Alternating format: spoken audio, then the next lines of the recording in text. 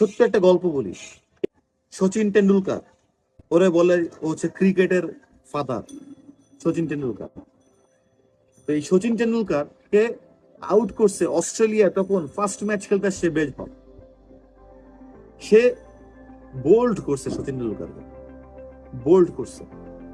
Bold করার পরে ওই দিনই সে সচিন টেন্ডুলকার কাছে গেছে, যে বলছে যে আমাকে এই বল নিয়ে গেছে যে একটা অটোগ্রাফ দেন, আমি আজকে আপনাকে বোল্ড করছি, এটা আমার জন্য অনেক বড় একটা প্রাপ্তি, আপনি আমাকে একটা অটোগ্রাফ দিয়ে দিন।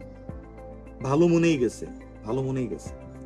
সচিন টেন্ডুলকার কি লিখে দিছে যে এরকম দিন তোমার আর কখনো হবে না, তোমার লাইফে এরকম দিন আর কখনো আসবে না। কি বড় একটা কথা সে লিখে দিছে। আমি, তুমি, সে, তারা, এরকম আমরা কি লিখতাম? এরকম লিখে দিতাম, যদি সমস্যা হয়ে যায়, যদি না পারি। এই যদি ওয়ার্ডটারে নদীতে ফেলায় দাও, ছোটবেলায় শিখছো না, যদি নদীতে ফেলায় দাও, যদি কি আবার কিসের যদি?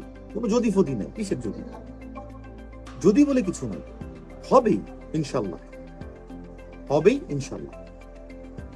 সো এবং এরপরে অস্ট্রেলিয়ার সাথে T20 ম্যাচ হয়েছে, অস্ট্রেলিয়ার সাথে ওয়ানডে ম্যাচ হয়েছে, অস্ট্রেলিয়ার সাথে টেস্ট ম্যাচ হয়েছে। কমপক্ষে 20-25টা গেমের ক্ষেত্রে কিন্তু সচিন টেন্ডুলকারের সাথে বেদরকের মুখোমুখি হয়েছে, একটাতে উইকেট নিতে পারে না, একটাতেও উইকেট নিতে পারে না। তো যখন একটা জিনিস সচিন টেন্ডুলকার লিখে দেয়, যখন বলে দাও, তুমি ডিক্লেয়ার করে দাও, তারপরে তোমার রেসপন্সিবিলিটি আরো বেড়ে যায়। কিন্তু ওই চ্যালেঞ্জটাকে আমরা নিতে ভয় পাই, ওই চ্যালেঞ্জটাকে নিতে আমরা ভয় পাই।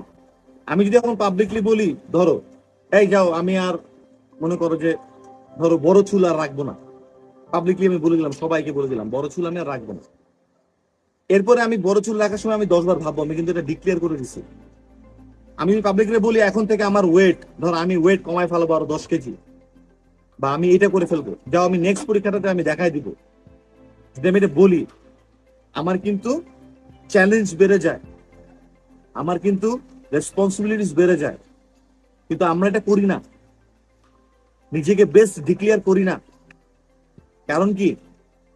ভয় কাজ করে, আমরা অলস, যে অলস করা যাবে না, অলসতা, অলস মানুষই করাপ্টেড হয়, অলসতা করা যাবে না।